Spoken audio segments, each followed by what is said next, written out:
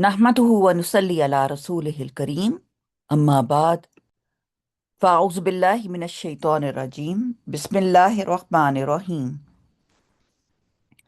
رب اشرح لي صدري ويسر لي أمري واحلل عقدة من لساني يفقهوا قولي ربي زدني علما اللهم فقهنا في الدين اللهم إني أسألك علما نافعا وعملا متقبلا ورزقا طيبا اللهم انفعنا بما علمتنا وعلمنا ما ينفعنا وزدنا علما إلهي آمين.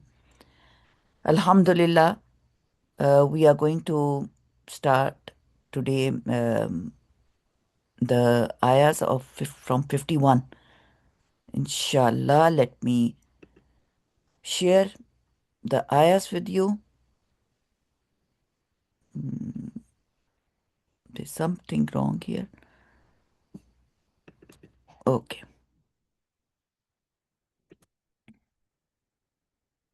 Oh,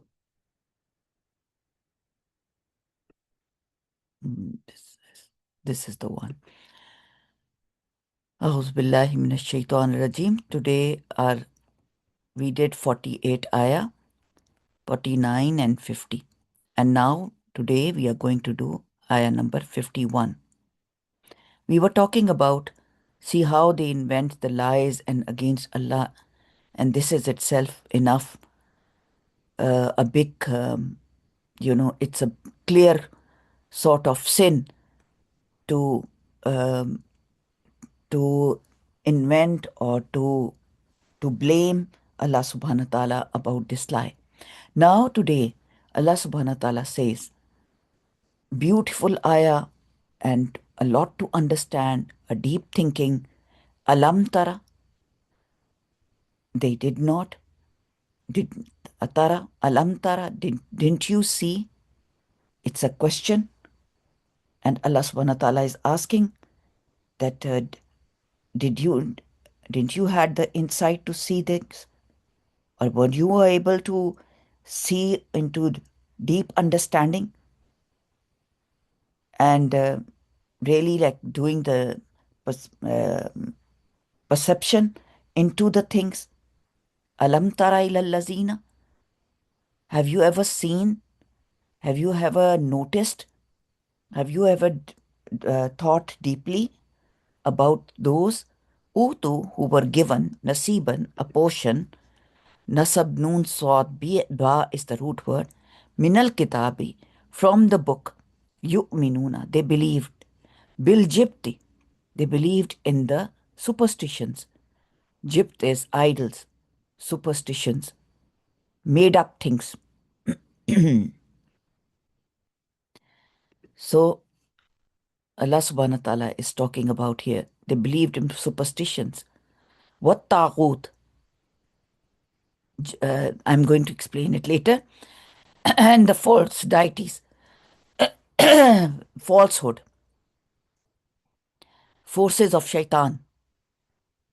Vayakuluna, and they say, lillazina, for those who kafaru, who denied, who disbelieved, aha ulai, ha ulai, are these the ones ahda are more guided? Min allazina, then allazina, those who amanu, so the ones who believed, sabila, in the path, in the way. Allah subhanahu wa ta'ala is now telling people that you make up things. You make up things. You are not serious about Quran, but what are you following? What are you trying to follow? The thing is that because in the previous ayahs, as we read that Allah subhanahu wa ta'ala is telling us that we should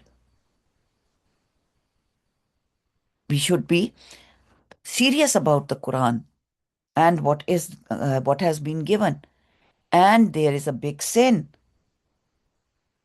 The previous ayahs, they said that those to whom they were addressing, that they disbelieved those who they did shirk and all sorts of shirk. We were talking about shirk fucks in ayah number 48, and then it came to the in 48 and then 49. Allah subhanahu wa ta'ala said that, oh, this is like a great sinful thing. What you are doing, you are doing shirk, and don't say yourself that you are very pious or very pure. And then Allah subhanahu wa ta'ala says that, okay, don't fabricate things, don't make up lies, because these are the biggest sins. Now there is another sin which we already do, but people don't realize it. And that is that, have you not seen those who claim sanctity for themselves? First said that, didn't you see? And there are three alam taras coming. So this is the second one. See how they fabricated a lie against Allah, and it is enough to be an open sin.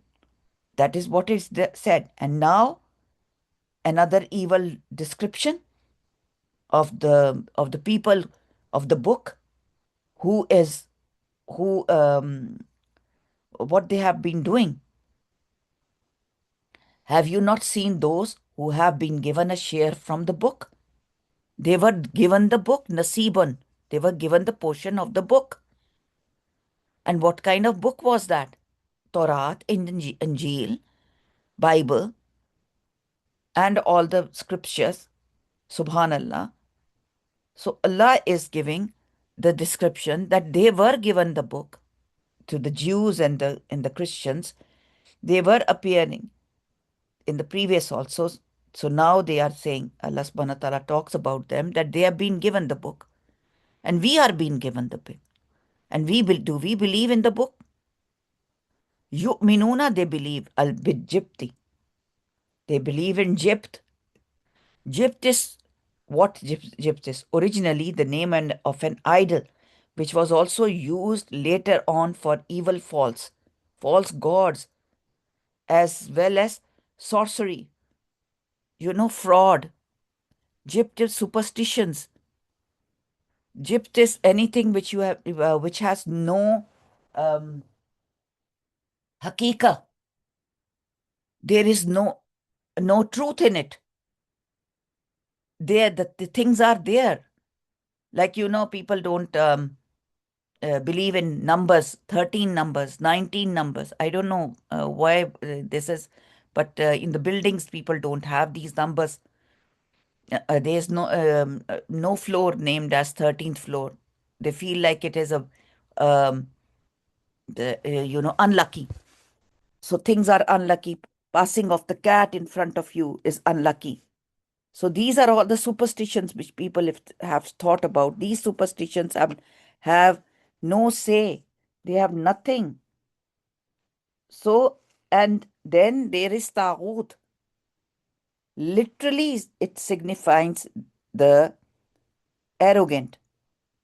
Taghut is shaitan, evil, falsehood, everything which is false. So, this is used for shaitan. All shaitanic forces are Taghut. Now here, Allah subhanahu wa ta'ala is using these words and then explaining that وَيَقُولُونَ, and they say, لِلَّذِينَ, for those who kafaru, they denied that these are more guided, and they say about the unbelievers that they are better guided to the right way than the believers. They are more guided. Sayyidina Umar radiallahu ta'ala says that Jibt means magic and Taghut means shaitan. Sayyidina Malik bin Ibn Anas radiallahu ta'ala is reported to have said that everything worshipped other than Allah is covered by the name of Taghut. And Imam Qurtubi says that the view of this Anas ibn Malik being more inclusive is generally preferred because it also has its support from the Quran, where it says, Ani'budullaha wajtanibu taghut, worship Allah and avoid taghut. But really, there is no contradiction as such in these different views. They all can be applied as one. It makes sense. Jibt was initially the name of the idol, but it was later on that it came to be applied to other things being worshipped other than Allah. Like people when die, people don't want to touch their, they don't want to touch their persons who have passed away. They don't want to. They don't want to bath their own relatives who have passed away. They are scared of touching their clothes. They are scared to touch their body or to hug them because now they are dead. So all these are superstitions. Or we think that their ruh will come back on the same night. People put the lights on. All these things they have made up. They put the light on throughout the night that maybe the ruh will come back. It's gone. Allah has taken the ruh. So this why this happened, that the background of this their revelation. Sayyidina Ibn Abbas narrates that two chiefs of the Jews, Huray ibn Khattab and Kab ibn Ashraf, came along with a group of theirs of people after the Battle of Uhud, and to meet the Quraysh at Makkah. There was a Jewish chief, Kab ibn Ashraf. He met Abu Sufyan and promised to collaborate with him in his fight against the Prophet sallallahu alaihi wasallam. They wanted to harm or fight Rasulullah sallallahu alaihi wasallam. The people of Makkah told Ka'b bin Ashraf that they were a people who cheated by making false promises. Then they challenged them to prostrate before two particular idols, and they were Jibt and Tagut there, if they really meant what they had said.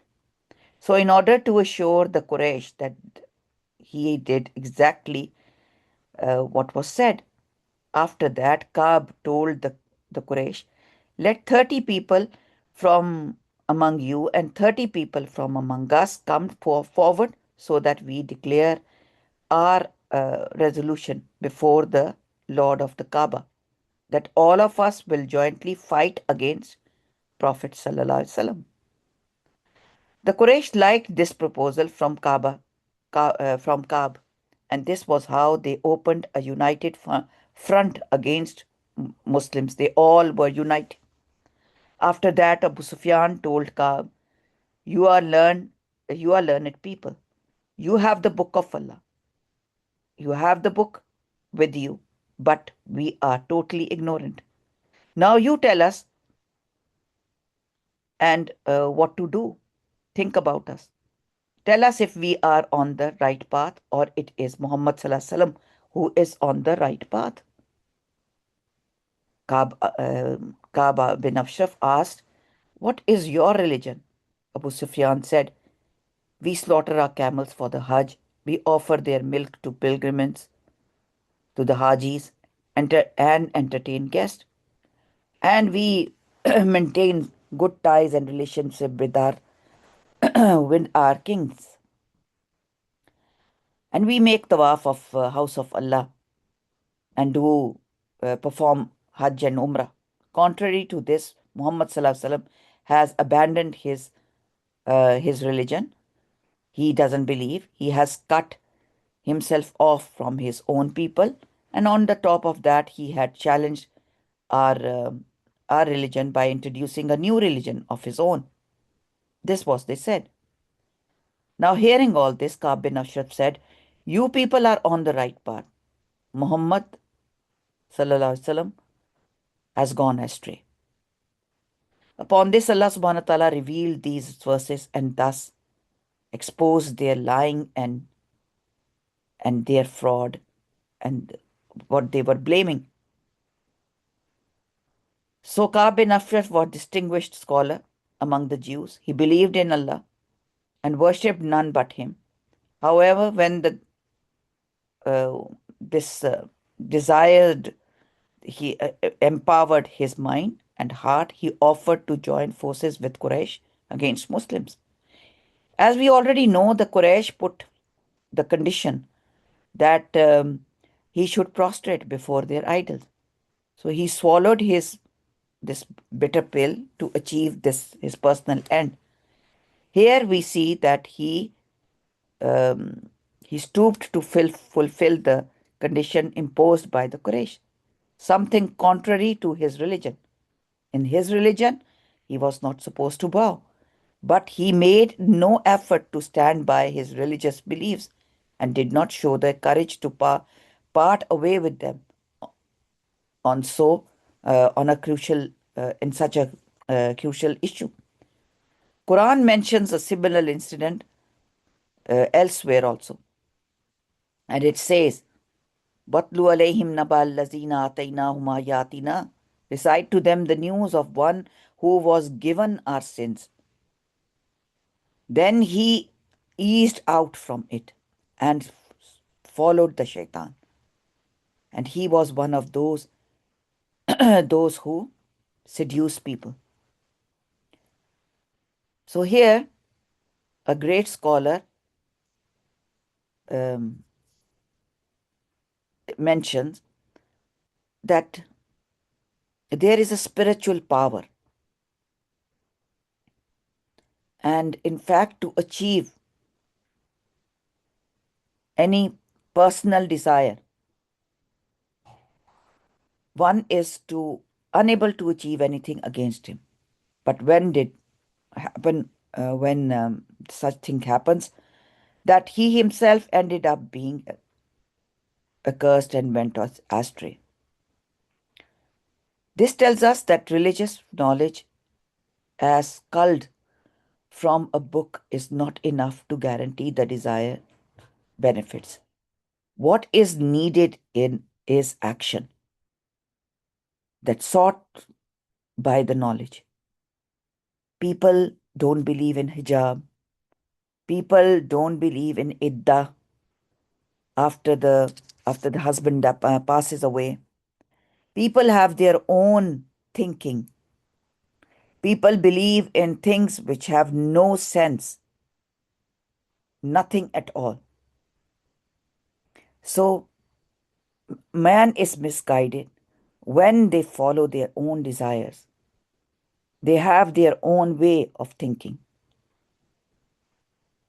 And we have the kind of people who would abandon their thoughts, abandon their creed, abandon their their thinking. Some of them would go for the extra effort to dress up their beliefs and views with the grab of Islam.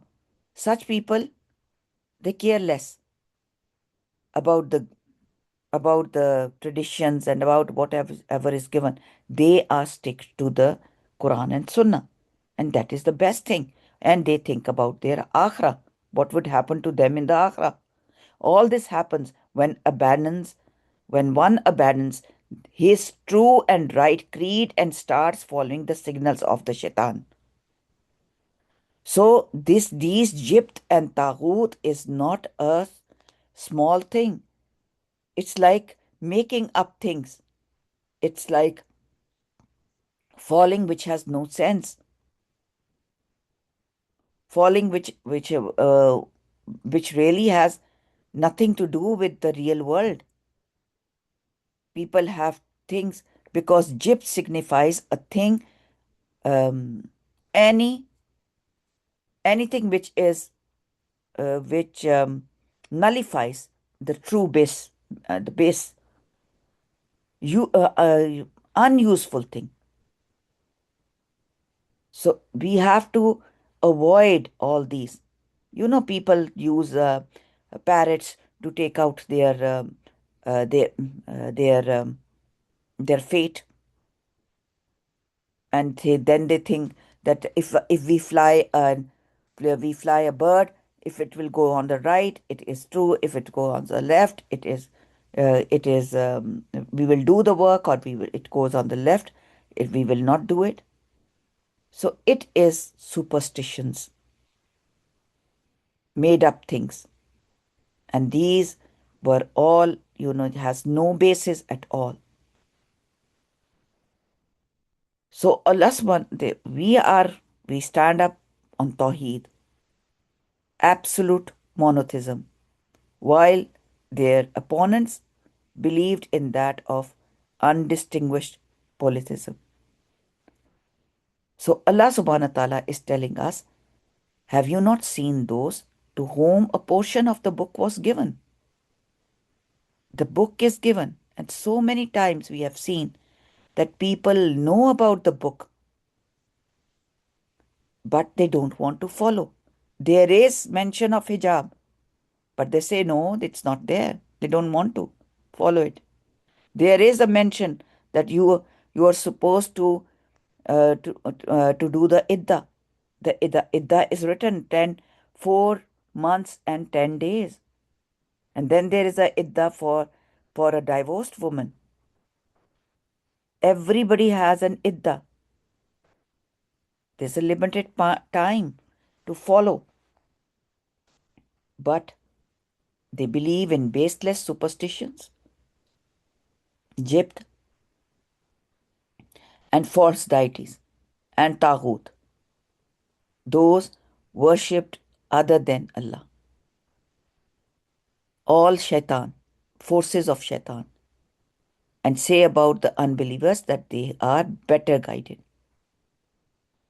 And say about the unbelievers that they are better guided than those who believe. So this was a very, very important ayah. And there are many jibt and taghut which you can think of. Like I just told you, that number 13. Then things like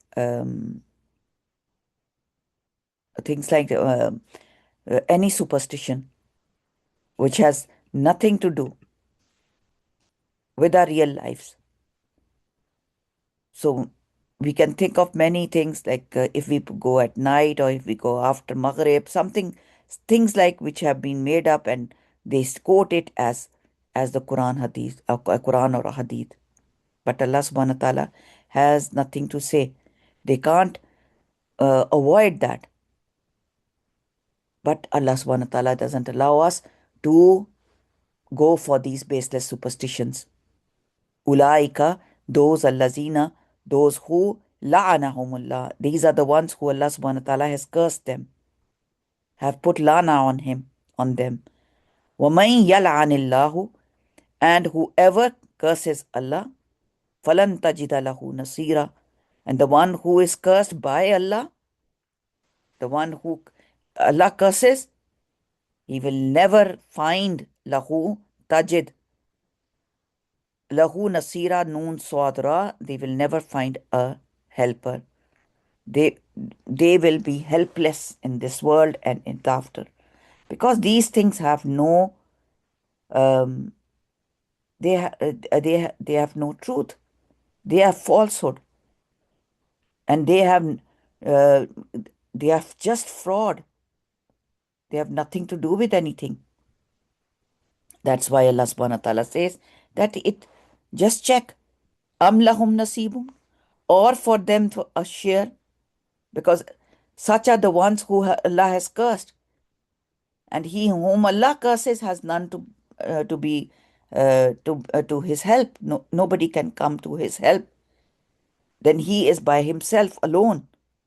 How can he fight all his superstitions and all his wishful thinking? Amlahum, or from them, nasibum, a share, a portion. Minal mulki, from the kingdom or domain. Have they any share in the domain of Allah subhanahu wa ta'ala? In the kingdom of Allah subhanahu wa ta'ala? In the mulk? Subhanallah. Fa'izan, so then, La, not yu'minuna, they will give an-nasi, the people, the mankind, naqira, in the least, not even, a thread inside the date is called naqir. They will not give anybody even a naqir. The Jews who had judged the Muslims to be in error are asked if they have some share in Allah's authority. Do they have a share in kingdom, in sovereignty or domain or kingdom of Allah subhanahu wa ta'ala, which entitles them to judge who is right and or who is rightly guided and who is not? All the disbelievers and the believers who had their own wishful thinking, and if they really had any share in that authority, no one would receive so much as a penny from them. They are so miser from their hearts, as their hearts are too small to even acknowledge the truth. So Allah subhanahu wa ta'ala says that this verse can also be understood like somewhat differently, like so as to pose the question to the Jews or to the unbelievers, the ones who don't follow the Quran and Sunnah. Is it a matter of your possessing some kind of kingdom? You have some kind of power which you are reluctant to share with others? Obviously, the question was merely one of acknowledging the truth, and they were too grudging to credit others with it. So they alone want to get all the credits. They alone call themselves righteous. They alone say that we are on the good, and they don't want anybody else to be guided. Allah subhanahu wa ta'ala says that they will not even give, even if they are given, yu'tuna. And so they have a share in the kingdom. If they had any share, they would have not given other people equal to a speck of a date stone. So, subhanallah, this is what Allah subhanahu wa ta'ala tells us, that if a person is given something, they will never share. They will never want to share anything with others. And this is why the good and the bad is distinguished from each other. Allah subhanahu wa ta'ala wants us to know that if Allah subhanahu wa ta'ala has given you a book, as He's given you this is like a domain. The book itself is a domain. It's really a kingdom in itself. It's a treasure, and we get from it or learn from it. And linked with the previous verses, description of the traits of the characters of the people who don't want to believe.